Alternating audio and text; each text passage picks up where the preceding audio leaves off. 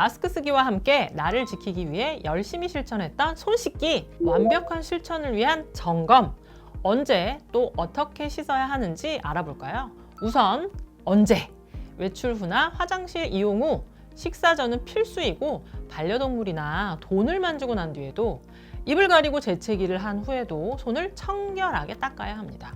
생각보다 자주 손을 씻어야겠죠. 그 다음은 어떻게? 간단히 물만 묻히는 손 씻기로는 세균을 말끔하게 제거하기 힘들다라고 합니다. 적어도 30초 이상 씻어야 효과를 볼 수 있습니다. 특히 손끝과 손가락 사이는 잘 닦이지 않으므로 꼼꼼히 씻고 뽀송하게 말려서 세균 번식을 방지하는 게 좋습니다. 세계 손 씻기 날, 매년 10월 15일은 유엔에서 정한 손 씻는 날입니다.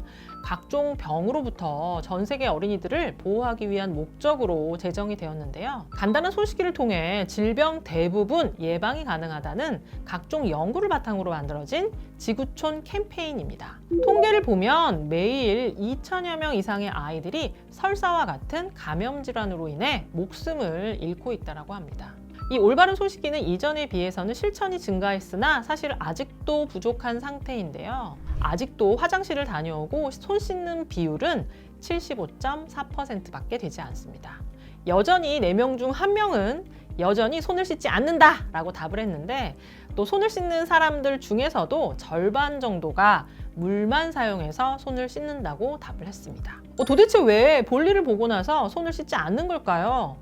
역시나 습관이 되지 않아서가 51.4%, 귀찮아서가 29%, 그 외 화장실이 지저분해서 손을 닦을 것이 없어서 등으로 답을 해주셨습니다. 하지만 내 건강을 위한 실천이기 때문에 귀찮다고 또 익숙하지 않다고 소홀히 하면 안 되겠죠. 그러기에는 내가 잃을 수 있는 것이 너무나 많습니다. 나를 지키기 위해서 앞으로도 계속 잘 실천해야 되는 손 씻기, 다시 한번 그 중요성을 살펴볼까요?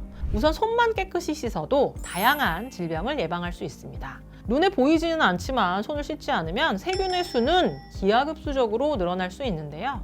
한 마리였던 세균은 1시간이 지나면 64마리, 2시간이 지나면 4,096마리, 3시간이 지나면 무려 26만 마리가 됩니다.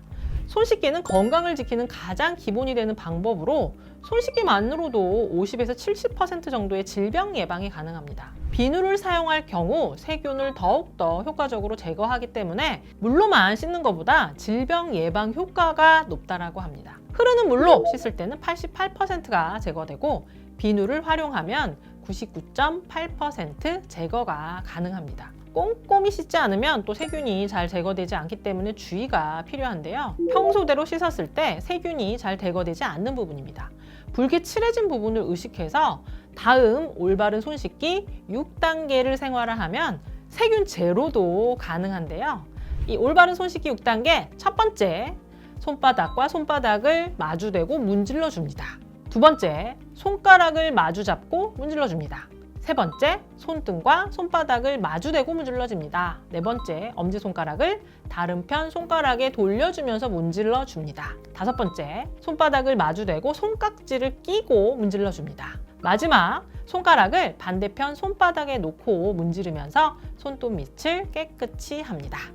건강을 위한 3가지 약속, 자주 씻어요, 올바르게 씻어요, 깨끗하게 씻어요. 이 3가지를 잊지 말고 꼭 실천해 주시기 바랍니다. 감사합니다.